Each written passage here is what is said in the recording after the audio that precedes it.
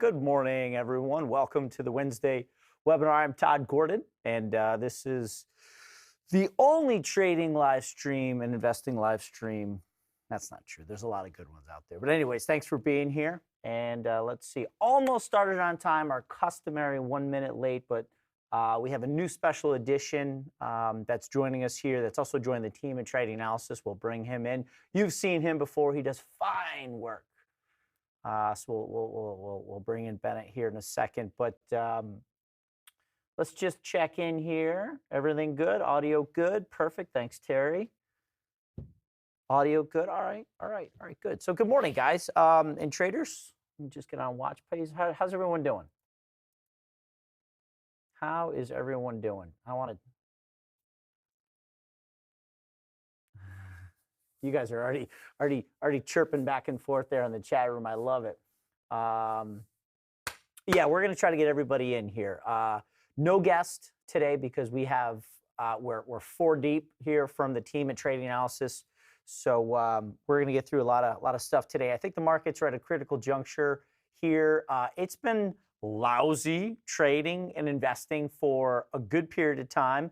We've been very clear and it just completely laying it on the table in terms of sideways, choppy trading conditions. But we knew that we had the context that the market was very indecisive with so much being thrown at it from the fundamental, from the fiscal point of view, from a monetary point of view.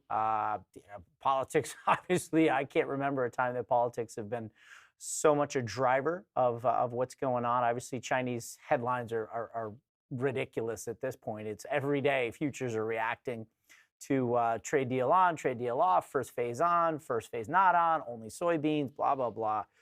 It's been incredibly challenging. And that's, that's kind of the time, that you've got to realize that there's times where you can make money trading and investing. And then there's other times where you either need to avoid the news, avoid getting caught up in the back and forth if you are on the investment time frame and just holding positions through like I am in one of my accounts, or if you're short-term trading, try to generate good quality, low risk, high reward trade setups. The environment is not very conducive to that, and it's been that way for a while. So you have to step aside. You have to be content with that. I'm fine. It's only taken me 20 years to get to the point where I say I'm fine not trading in here. In the first decade of my career, I was a kind of a young buck and wanted to get after it and make money and kind of force trades through. It takes you a while to put enough bad trades on in less than ideal market conditions to learn to not do that and to step back. The good news is, though I think, if you guys are only joining us every week on this Wednesday webinar, I think we've given you the context of sideways consolidation in the form of an Elliottwave triangle to tell you that these are very dangerous market trading conditions that are really being just sort of shackled by such a heavy news flow hitting it. But the good news is, I think we are possibly through consolidation. We've put some more long positions on. We've got some, we've leveraged up in the options market to express the upside here as we're now in earnings season.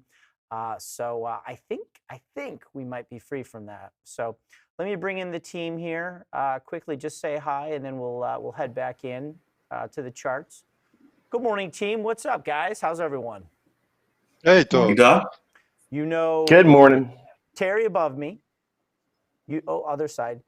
Alex already, and then directly to my left, which I guess is on your computer screen right, you've seen him before, Bennett Tindall has just recently joined the TradingAnalysis team. Welcome, sir. We're very excited to have you. Thank you, Todd. Glad to be here.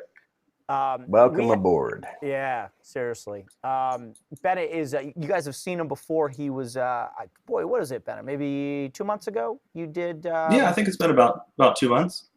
It was a Zillow short, right? Yeah, it was Zillow. We went through Johnson & Johnson and a couple others. Yep, and that was good. That was actually when Steve Eisman came out and said to be short Zillow, and you were already on top of the Elliottwave pattern, and the trade worked. It was a fantastic Elliottwave setup. So he was on it as well. Yeah. Is he a closet Elliotician? Probably not. So, and you made some good money in that trade too. Don't tell us how much, but I think you made some good money. it was a fun one. It was. That's awesome. So yeah, so Bennett's, you guys are going to get to know him. He's somebody that I've had my eye on for 2 years now.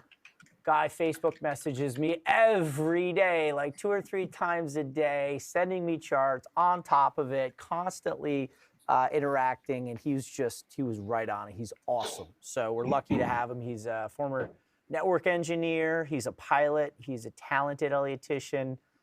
Just a talented guy. So we're happy to add him to the team. So again, welcome. Thanks, Todd. Appreciate it. Everyone give Bennett a thumbs up there. So we're going to bring him in. He's got a few charts here. I'm going to take you through the top of the show as we normally do, kind of the way that, we've always approached the market from an index down level, sort of look at where we are. Let me introduce the new wave count that I was circulating with the team.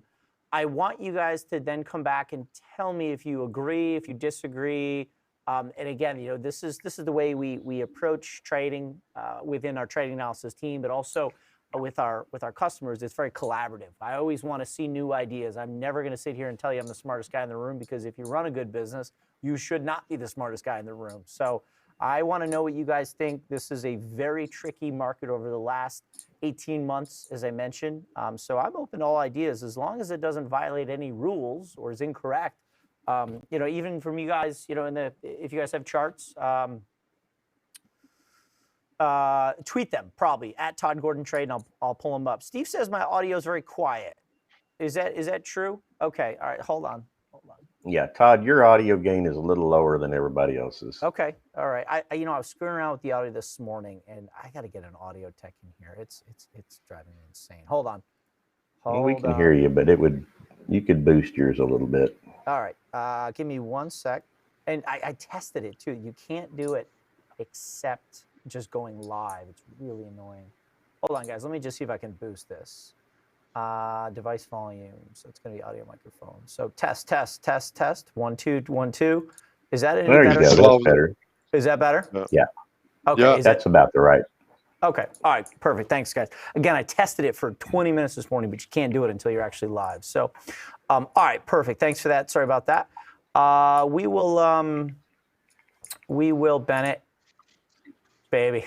I'm going to be relying on you heavily to help me with this. I hope you're ready. All right. So let me take you guys to the top of the show. I'll bring the team back in. I'd like to talk about this, the analysis I'm going to put in front of you, and then I'm going to turn it over to Bennett. He's going to take you through some good setups, and then we'll bring Alex in, because I know he didn't get in the last couple of weeks, talk about Bitcoin and what's going on foreign exchange. So let's do it. Guys, we'll be back with you just a little bit, okay? Sounds good. All right. Sure. Okay, so here we are. Is that better, guys? Is that better audio? Okay, perfect. Thanks. All right, perfect. So let's do this. So I'm gonna be on my soapbox very quickly here. You guys know that we are of the approach that I'm not smart enough to tell you that myself or my team can tell you what's going to happen in the future. All we can do is account for the now and follow a process that interprets all the available information now to formulate a game plan that allows us to move forward with the least amount of volatility and hopefully the most amount of opportunity. So we never will say, here's the wave count. This is the only thing it must be, because literally we're in the game here of trying to predict the future, and that's not really what we do. We're trying to interpret the now, and interpreting the now involves a process of constantly looking at multiple scenarios, and that's why we love the Elliottwave theory so much. It's not for everybody, because everybody can't handle that the future is unwritten, and perhaps the future path of the S&P 500 might not be written yet. So people don't like anything that's not formulaic for the most part. Those who do embrace it realize that all we can do is interpret the information we have now and put ourselves in the best position going forward. So we love the process of looking at multiple scenarios. We employ the best scenario or a handful of scenarios that point to the market going in the same direction with the least amount of risk. And that's the process that we go through every day when we are doing Elliottwave. So here's a new count. And this is something we just worked through yesterday. And let me give you a little bit of a history of this. Let me pull up Apple first. This consolidation in Apple, let me go full screen here. This consolidation in Apple really was very perplexing.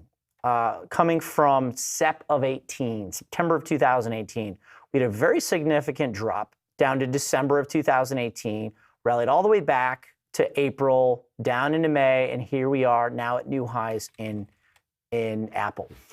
What I would propose to you guys is using the traditional Elliott triangle, which is higher lows, lower highs. Where's my triangle? Right here. That's your ideal model for a triangle. You can have a formation where, perhaps we're doing equal highs on one end. So these are all equal highs on the top and then higher lows on the bottom. Or the same thing can happen on the downside where you have a triple bottom and then we move higher. But the problem is you really can't, the C wave cannot exceed A and the D wave cannot go beyond B. If you try to put a triangle on Apple, it just doesn't work because you'd be doing A, you'd be doing B, you'd be doing C, and see how the D wave makes a new high relative to B? It would be like this right here. That doesn't work. That's basically overlaying this pattern right here. So it can't be a big triangle, okay? So there's a possibility in a very complex correction, which is the WXY, which does allow for a triangle, which it does seem like there is a triangle in formation here. It does seem that there is a triangle attempting to be traced out. Perhaps it's in the Y wave, okay? So that would make a lot of sense because this clearly is a 3. And if you look at the S&P, this is a big 3 at the end of 18, a 3-wave move down.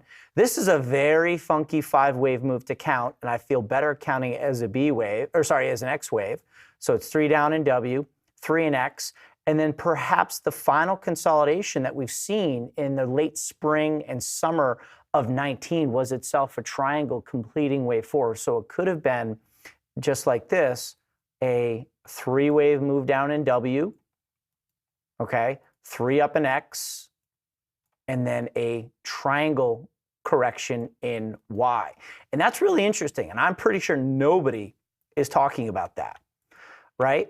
So that's the pattern here, okay? So if we go back to the NASDAQ, perhaps that is what we're seeing, the exact same count in the NASDAQ as what we're seeing in Apple. And that certainly would make sense, being that Apple is such a large component of the NDX.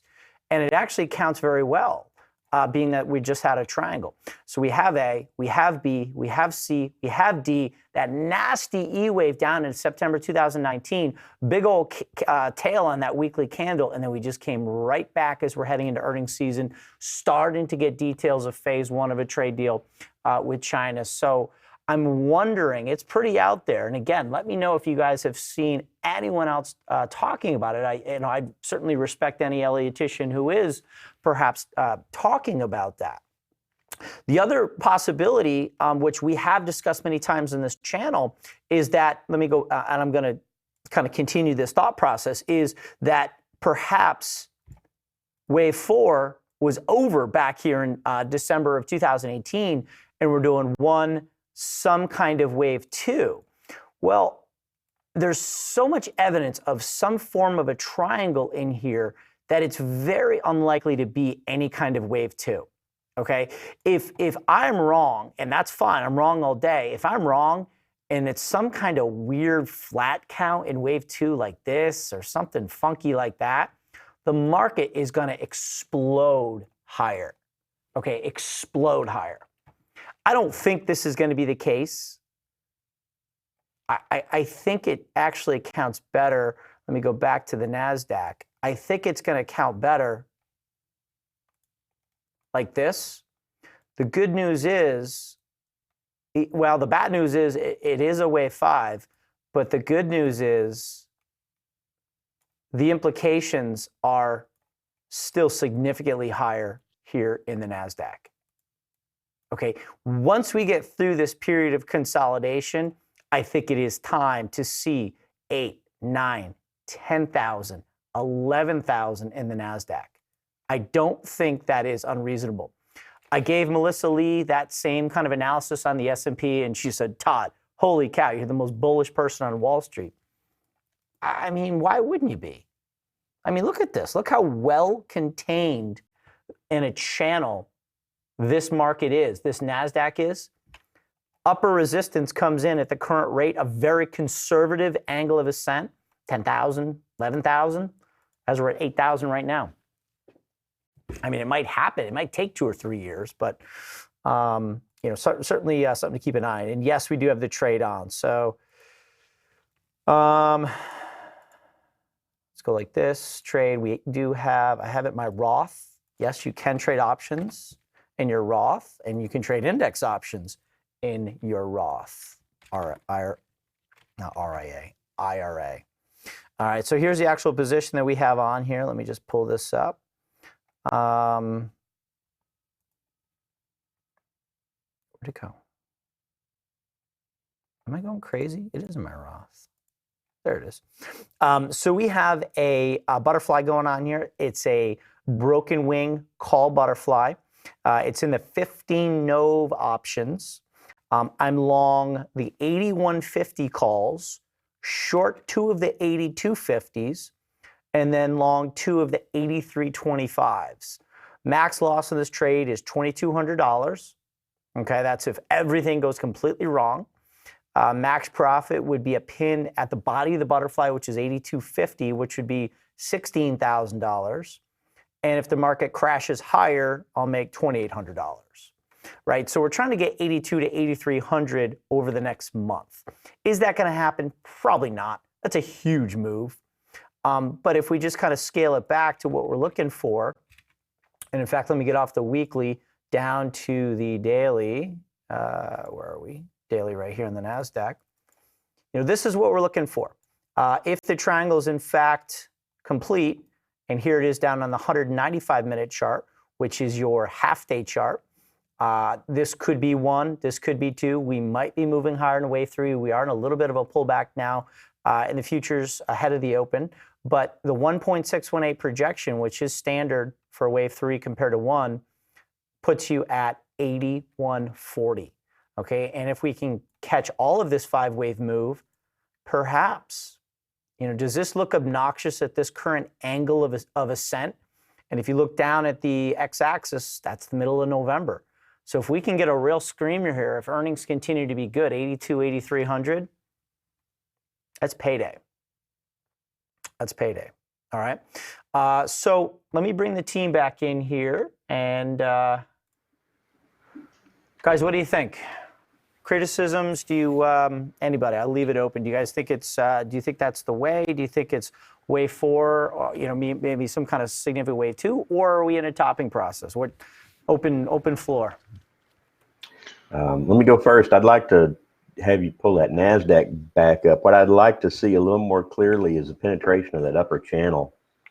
Okay. All right. Let me do this. Upper channel line. We're very close to it. Okay. I think we've all been in a pause because we've been waiting for the confirmation move. Yeah, right there. You want me to triangle. That's it. That upper triangle trend line. Yes. And you see that last candlestick, how we've actually, I think maybe if you draw a manual line through the top, we might have just penetrated it. Yeah. We didn't close. I don't think we closed above it, but you see what I'm talking about right there. Yeah, baby. We got to close. Yeah, baby. Pop that one more level up, and I think we're off to the races. So there's my 2 cents. Yeah, I mean, earnings season have started off extremely well. We've got the Fed being accommodative. We've got progress on the trade deal. You know, Trump is going to make a deal on this as we get closer. I don't know. Bennett, what do you think?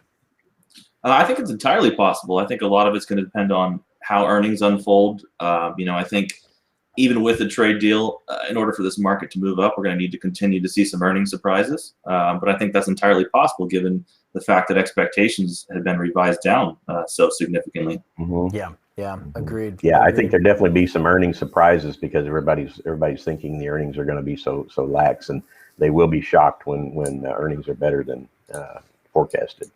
I mean, how did the banks come out of the gate with such strong earnings? I mean, granted, as you guys said, the expectations are reduced considering we've seen a slowdown in the economy with those PMIs, which really shook everybody, the manufacturing, non-manufacturing PMIs. But boy, if this is any indication of how earnings season is going to go, it's going to catch everyone off guard. And then you know what's going to happen? Then we're going to be back to the Powell saying we're going to raise, we got to tighten monetary policy. Trump's going to have a fit.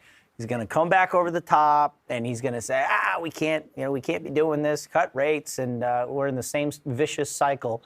As soon as any central bank has started with taper tantrum back 5 years ago, the market had a fit. We just went through a very similar experience, rates moving up, the market has a fit.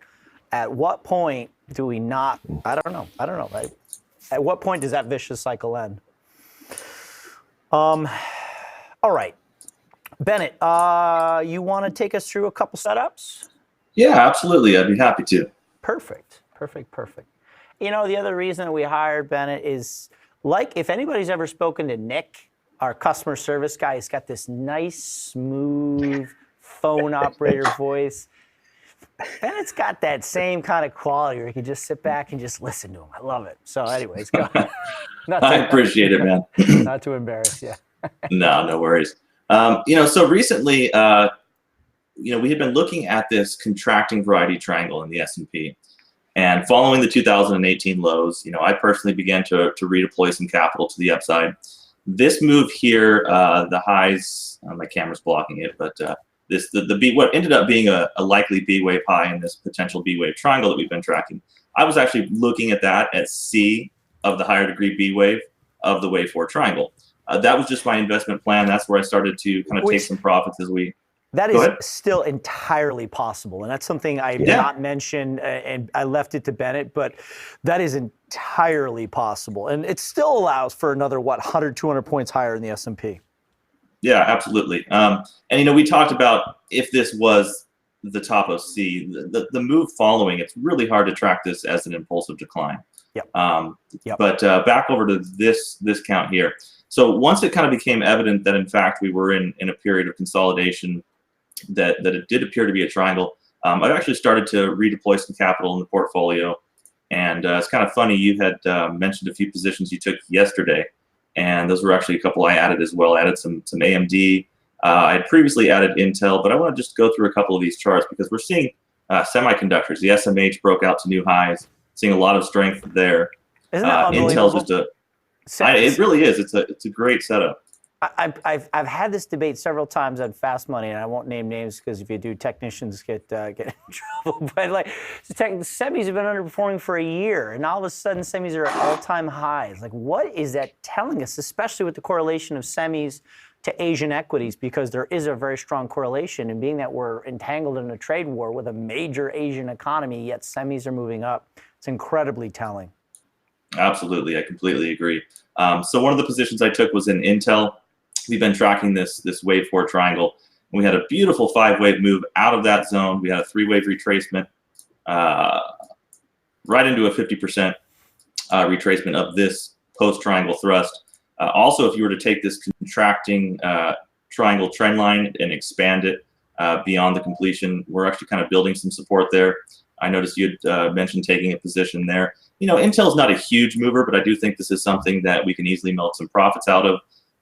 If we were to just take into consideration, a post-triangle thrust equal to the largest portion of this triangle, that would take us up into the 60-63 handle, which is where our kind of initial fib zone is.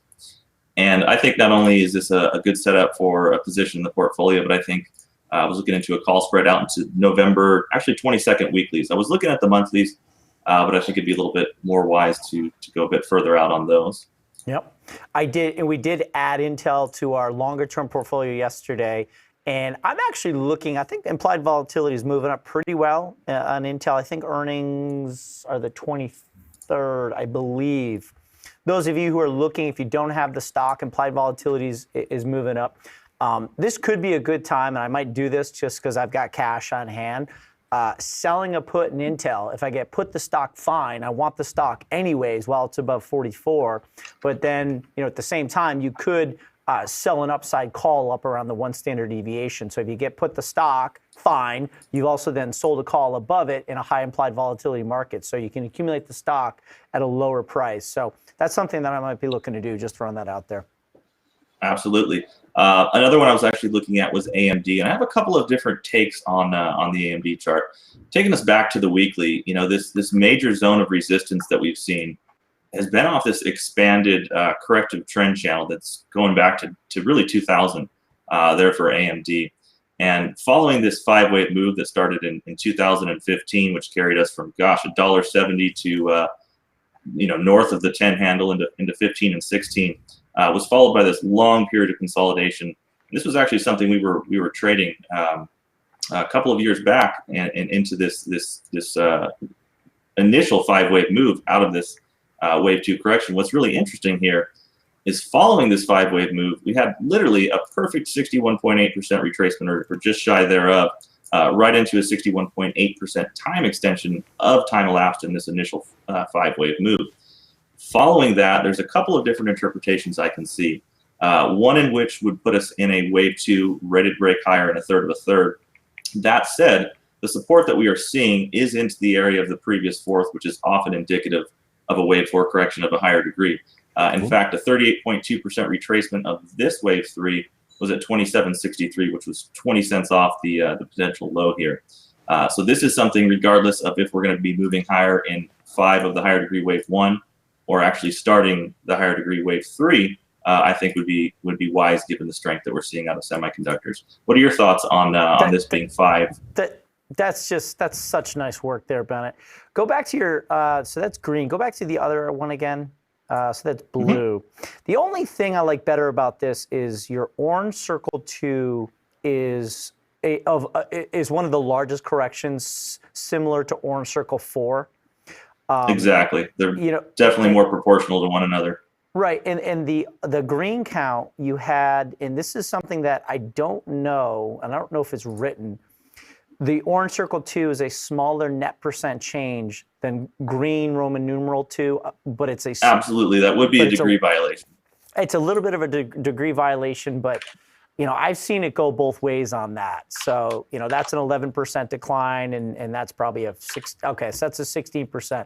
It's not wrong. It's just it technically violates one of the rules. So, I guess I completely agree. I've seen exceptions to it. I just felt it was worth considering both possibilities. You know what? And the best part is the point, of our existence in this business is both of them point higher. Exactly. Right? So so why argue? So those are really good looking charts in the semis. And then BABA, actually, I know we were tracking the potential triangle completion there on the weekly, and it's extended a little bit beyond what we had originally anticipated. But if I take you off the weekly, take you down to the daily, we are starting to see potential evidence that this is nearing completion. I would really like to see another push towards this trend line, even potentially a slight throw over. Obviously, we don't want to violate the C wave lows, but this is something I'm also considering for a position in the portfolio. You could also, you might even have that completed E of 4 because you technically could squeak out a 3-wave move. Exactly. So you could absolutely consider that complete. Yeah. I mean, maybe a time for straddle in there or something, but probably not. I think this market wants to go higher. So good work there. I like that. What's really interesting is the orthodox lows of the potential triangle here was right at the overall 38.2% retracement of that wave 3. Oh, nice.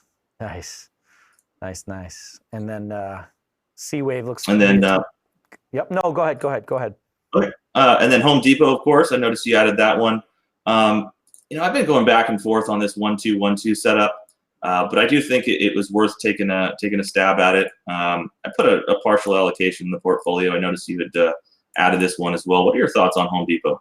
Yeah, I mean, it's got great exposure to the housing market. We have perpetually low rates, which is boosting those Housing sectors, XLRE continues to be strong. Home Depot obviously is it kind of trades like a consumer discretionary as well as a real estate play.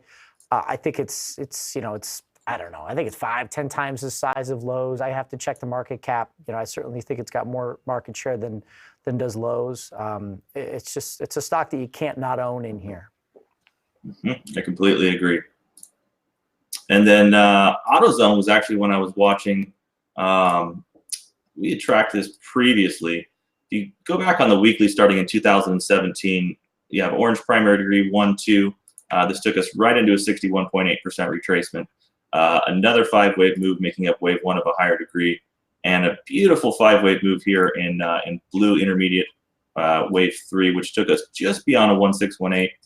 And now we seem to have completed a one too many a flat here in 4.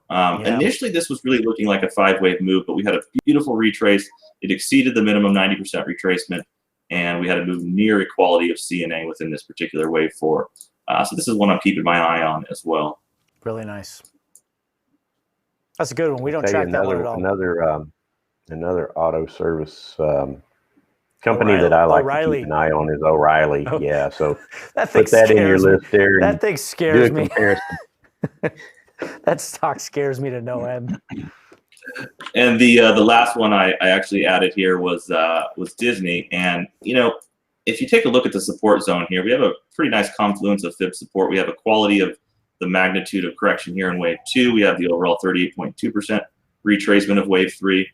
Given time elapsed in 2 compared to 4, it's potential that this is all of 4, or this could simply be A of a wave 4 flat. Regardless, the implications would both be to the upside. So this is one I actually added some additional exposure. Actually, previously when you had me on, we were looking at the highs here into 147, looking for that move down to 130. So that's right. Now that we've got it, take advantage of it. Boy, those ending diagonals are hard to trade in real time, aren't they? They certainly can be. Oh boy, it's so beautiful when it works in hindsight. They are tough. It's a tough one, but I mean, look, you're trying to call the end of a 50% move. Disney goes from 100 to 150 from April 2018 to July of 19. 50% move in just over a year. It's tough to call the end of that, but well done. Absolutely. Thanks, Todd. Appreciate it. Yeah, that was great. Thumbs up there for Bennett. Really good stuff there.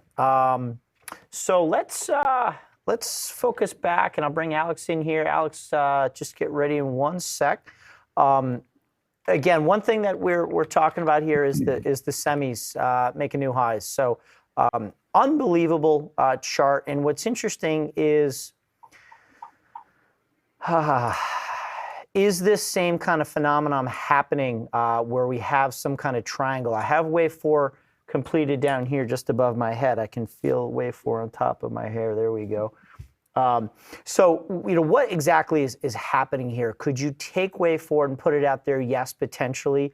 I have it now as 1, 2. I don't think this count is going to stay, but the fact remains that the semis continue to be very, very strong. You look at Taiwan Semiconductor, TSM is ripping. Texas Instruments looks strong. KLA 10 core looks strong. We did put Intel just broke, as Bennett just showed us. Intel just broke out. NVIDIA finally just broke out. Did you guys notice that one? NVIDIA finally just broke through resistance. Nice. Type, let's just do support. So we have 193 support here. You could make the case that we're doing a little 5-wave move. NVIDIA might be playing a little bit of a catch up there. A new trade that we just put on with our members, which just couldn't be any more simple of a setup, is Xilinx. We are coming into earnings, and I'll show you that in just one sec. But if you want to keep Elliott super simple, guys, just look for a down, up to a lower high, down to a lower low. It's called an ABC correction. It's the most simple corrective form a trading market can take. And when you find the relationships between the first wave A and the third wave C are equal to each other, that's the foundation of just a simple ABC pullback. So 91.75 is a quality, measured move of A compared to C. You also, what I like to do is do an external retracement of B down to C. When you get the 1272, which is the square root of 1.618, to get super geeky on you. Really nice setup there. The implied volatility is sky high in Xilinx. So if we go over here to charts, XLNX, right now we're in the, I don't know why it's not coming up. Usually my little indicator will tell you what percentile it is, but we can eyeball it. So if we just go like this, maximize, you look at the purple line, which is your implied volatility, you can see that it is, and if you guys have it handy, it's just not showing up, let me know what it is. It hasn't been this high in 10 years. That's how high the volatility is in Xilinx. So that means options are extremely expensive.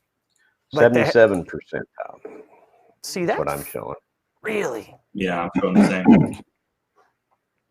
Yeah, option premium is high, so we want to sell. We want to sell options and take advantage of that beta decay. Yeah, that's amazing. It's only in the 77, but you could clearly see we just came off the highest implied volatility in a decade in Xilinx. We're off just a little bit. So what does that mean for earnings? Well, we're coming up on earnings on Xilinx on the 23rd. Okay, so what we did, and what account did I do this in? Trade XLNX. I did a put spread in Xilinx. Let me get it out from behind our cameras here. I did a little 94.90 put spread here in Xilinx, sold the 25 OCT 94 puts, bought the 90s. Just a little trade, just a little earnings trade there. And you can see that implied volatility goes from 38% in the week before to 63% in the option series that contains earnings. So really, really high implied volatility there in Xilinx. So, you know, it's certainly worth the risk. And I'm short the 94s, as we're trading 96.5. So you have a $2.50 buffer to where we are right now. The other one that we could talk about, and my members know that this one is painful to talk about, is Roku. Didn't do anything with it. I'm kicking myself right in the butt. Kind of the same conversation that we had with Disney. It's tough to call the end of a 50% move in a mega cap stock like Disney.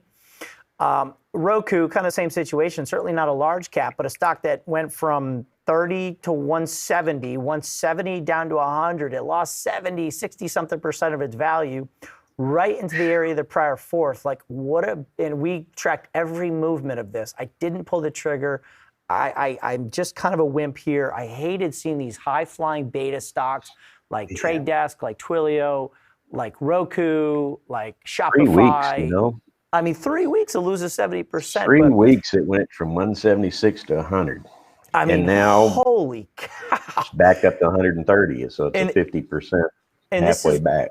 Yeah, and this is where you got to trade what you see, not what you think. This was a beautiful hindsight entry that I did not take. I'm a wimp. But hey, you know, I'm not. I'm very cautious of the overall trading environment. I don't like, as I said, how these high-flying kind of second-tier FANG wannabe tech stocks just got wrecked, and I didn't want to step in on it. So that's yeah, that was a massive move lower. It's hard to have confidence after seeing a haircut like that. Exactly. So I'll call you out on that. You said, did you see 5 waves down or 3 waves down in that thrust? That was 5 too. I mean, excuse me. No, that was 3. So that we're was going 3. to No. That was 3. Yeah, that was 3. So that's what I'm trying to get. Are we looking at a zigzag or a flat? Well, we'll have to leave that. So let me just throw 2 more names. I want to bring Alex in. And Nike has been in the news a lot. We're currently testing the first zone of resistance, sourced from all the 5-wave studies here. From 93 to 96 is your first test. If you can somehow break through 96, you're clear from 104 to 110 in Nike. Another name that we added with our members is DocuSign. And this is a new stock for us. Just a beast of a stock, just IPO'd here in 2029. I don't know if you can see that behind me. Looks like we're having a little time scale issue. There we go. April of 18, stock looks like it wants to push through 68 with authority, so keep an eye on that one. Okay, All right, so what I'm going to do is bring Alex in, and let me just go like this. Alex, sorry to leave you out. We're running out of real estate here as the team at Trading Analysis gets bigger. I apologize. What to say? All right. So hold on. What I'm gonna do is Bennett, I'm gonna take you out on this screen. Just say something, guys. Kill this dead air for me. Say something funny. Start talking, Alex. Yeah. You want to talk about leaf peeping, Alex? Yeah. I'm already has been mocked about that for a week, so. It's only because we love you. I know. All right. So what's going on in crypto land, sir? You want a crypto first? Oh, I don't care. Oh, all right. Whoa, what do you got going here, sir? Okay, so we have here a price of a 10-year German Bund over the yield in 10-year German Bund. And of course, they are working inversely, as we know. So as I see a beautiful uptrend here in a price of a German 10-year Bund, we are seeing the yield moving lower. And what I see that we are coming very, very tight here. I'm expecting one more move up in a fifth wave to complete a higher degree third wave. And then I expect a correction in the fourth wave to this support zone. So I don't think we are finished. I think we're going to get a little bit inflationary here. And then maybe from the mid or March in 2020 or 21, we are going to go higher again in a deflationary environment or something which will be a risk-off event. So pairing that with the current euro-dollar chart, which I will show you here, okay? So I'm looking here for a small push down in euro. So I'm looking here one more move to close this gap here, which is called the Macron gap.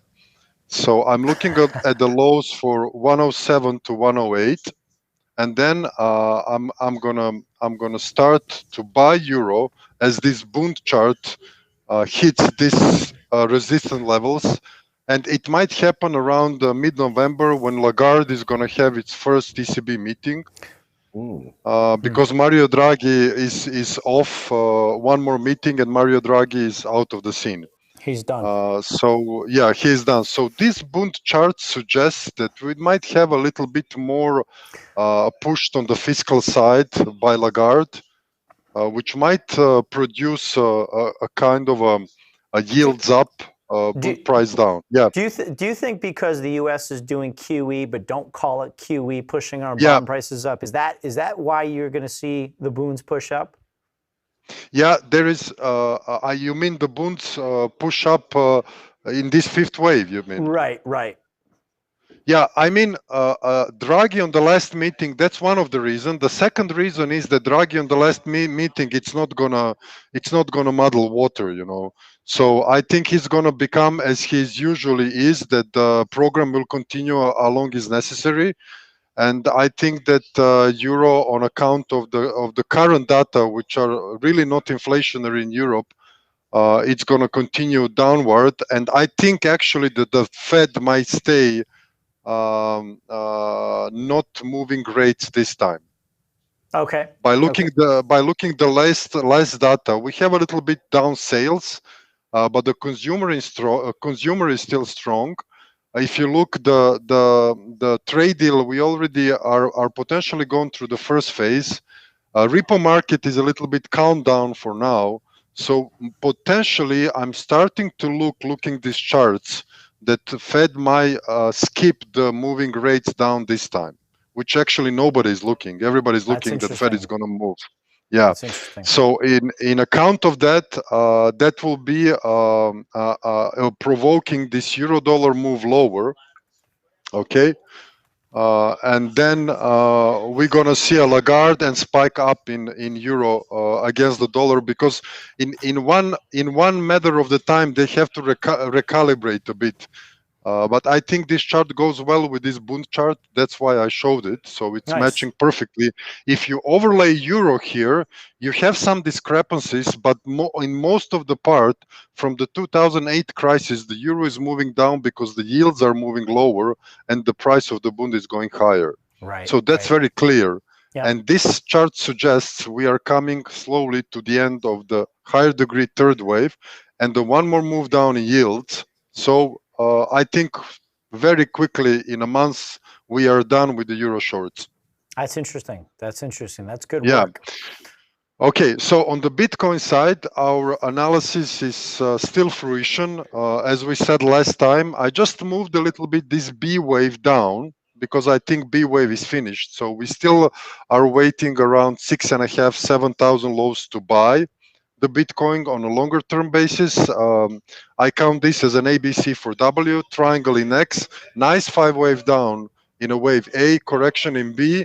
And I think now we are slowly on a smaller time frame pushing lower in a potentially, this is very corrective for now. So I'm looking either for a triangle in a B wave or here to anchor a B wave before we do a final push, as we said, until 24th October, where we're going to find actually a 0.618 ratio for time elapsed from this move up and time elapsed in the second wave. And I think it's a really, it's going to be a really perfect relationship.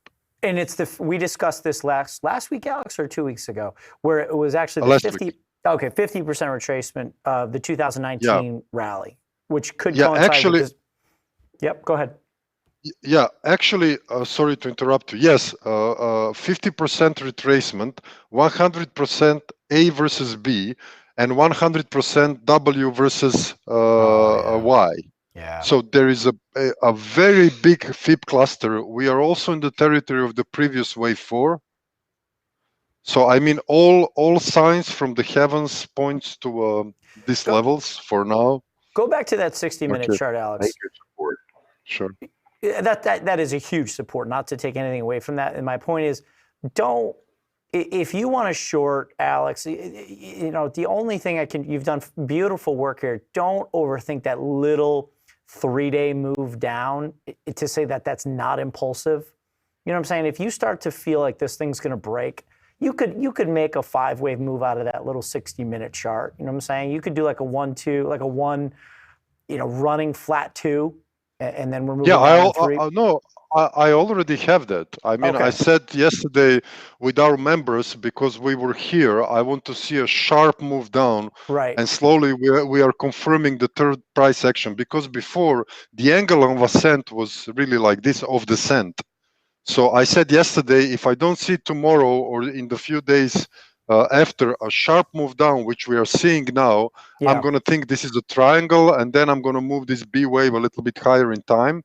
But since we got the sharp move, this break of these two levels here will confirm actually that we are going to go directly to this our date, 24th of October, in the 5-wave move. So if we decompose this, we can easily see for now an impulsive price action. Yep. So down in 1, up into 1, 2, and then we are already doing 1, 2, 3, 4, 5 in a wave 3 and 4. I will show you Ethereum as well. We didn't do that. Go quick. We gotta let the people quickly. go. Okay. Yeah, sure.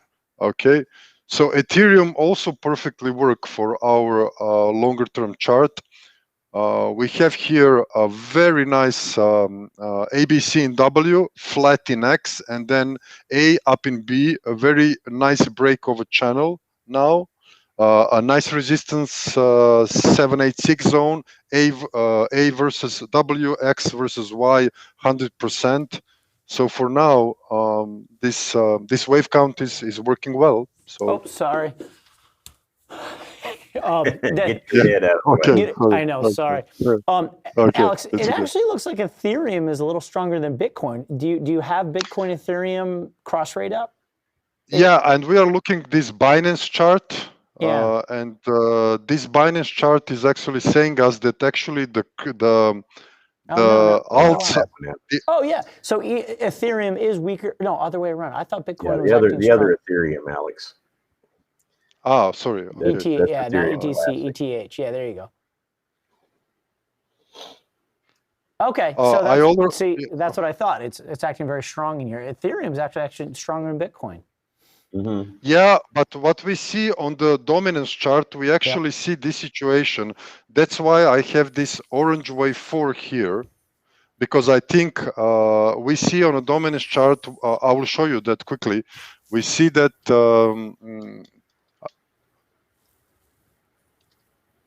there's so many jokes I can make about this. Never mind, I'm not going to say. This is a family program. Okay, so look, this is very interesting. Okay,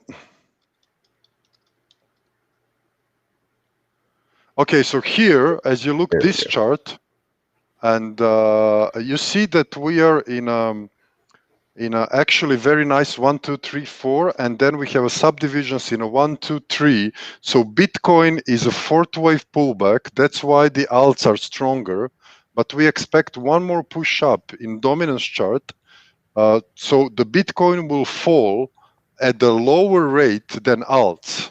So this is also depicted here by the 4th wave. And then I'm expecting one more move down. And then when you see on the dominance chart, it's actually that the alts is going to, for quite some time, outperform Bitcoin, while this ABC correction is going to unfold. So if you look our Ethereum Bitcoin, I'm looking for the lows here, and actually I'm going for explosion here up between the Ethereum and the Bitcoin. And we have this chart already for a few months. It serves us very well. Do you see the level at which these guys operate? Do you see? Good. Seriously, a very, very good job, all three of you guys. Appreciate that. Terry, we are working on something that we'll be bringing to the show here very soon. We won't give it away yet, but we're working on some fun stuff. Terry's got a fun project going behind the scenes. Yep. I'm researching. I'm research director. I got to research stuff for you, right? So no, it's good. It's good. So you guys, great job. Throw a thumbs up. People watching, thanks for spending your time with us this morning. Let us know what you'd like to see, guests you'd like to see. Welcome Bennett to the team. We're watching the S&P down 0.15, a little bit of a push down. Nasdaq down 0.3. The run is positive. Go figure. Barely. So bonds and gold are flat. Silver's up a little bit. Crude is useless. Don't even pay attention to it. And thanks again for joining us, Bennett. Great job. Welcome to the team. Thanks. Welcome, Bennett. Yep. Very good. All right, guys, we're going to leave it there. Have a great rest of the week. Member webinar at Trading Analysis starts in 20 minutes. And if you're not a member of Trading Analysis, why? What are you doing? What are you doing? I mean, we're doing it again in 20 minutes. This is where we're going to bring we're going to bring the heavy stuff for the members. So you thought this was heavy. This is fun. This is a warm up for the members. No, I'm just kidding. That's right. All right, guys. So hit us at tradinganalysis.com. And what else is going on? Vegas is coming up. Traders Expo, a couple weeks. I'm on TV tomorrow. Power Lunch. I'm on Fast Money at 5, and I'm doing TD Ameritrade's network also at 1:30. So tomorrow's a media day, travel day. And guys, we're gonna see you guys next week. Throw a thumbs up. Come to Trade Analysis if you'd like. Guys, good job. Talk to you soon. See you guys. Bye-bye. Cheers.